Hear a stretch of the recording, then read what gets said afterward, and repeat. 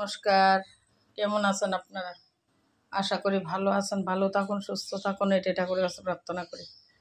আজকে ফুলকপি দিয়ে, আলু দিয়ে আর রুই মাছ দিয়ে করব। তাই এখানে মাছগুলো হলুদ লবণ মেখে নিয়েছি। এখন এগুলো ভেজে নেব। কড়াইতে তেল দিয়ে দিলাম, নুন দেব। নুন দিলে মাছটা উল্টাতে ভালো হয়। লোয়ার কড়াইয়ের মধ্যে মাছগুলো ভেজে নেব। মাছগুলো এক এক করে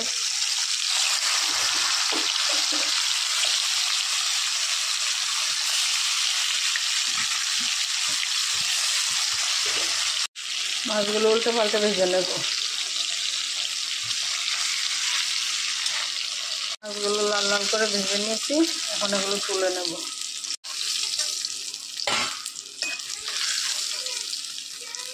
এগুলো মাছ এভাবে ভেজে নেব।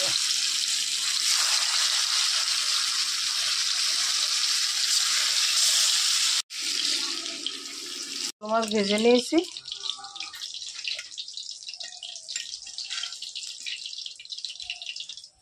কড়াইতে তেল দিয়ে দিয়েছি। এখন কপিগুলো আলুগুলো একসঙ্গে ভেজে নেব।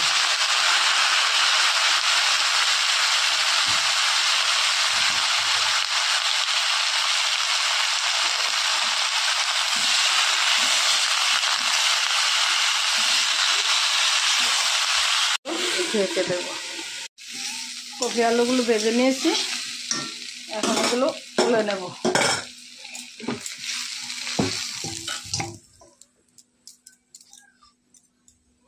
কড়াইতে তেল দিয়ে দিলাম, দুটো লঙ্কা দেব, তেজপাতা, আর ফোড়নে দেব জিরা, চিকন জিরা, একটু পেঁয়াজও দেবো।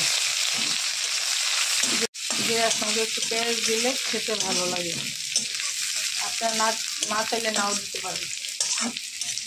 পেঁয়াজটা লাল হয়ে গেছে, এখন ধনিয়া, জিরা, আদা, লঙ্কা বাটা সবগুলো দিয়ে দিলাম। মশলাটা কষানো হয়ে গেছে, এখন সবজিগুলো দিয়ে দেব।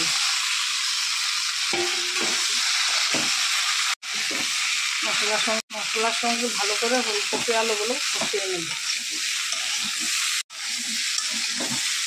মশলার সঙ্গে কষানো হয়ে গেছে, এখন প্রয়োজন মতো জল দিয়ে দেব। স্বাদ মতো নুন দিয়ে দিলাম। ফুটে উঠেছে, এখন মাছগুলো দিয়ে দেব এর মধ্যে।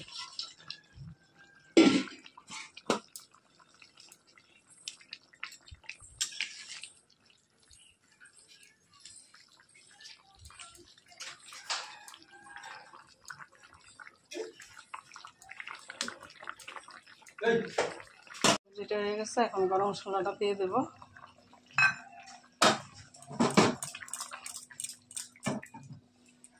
নামিয়ে নেব।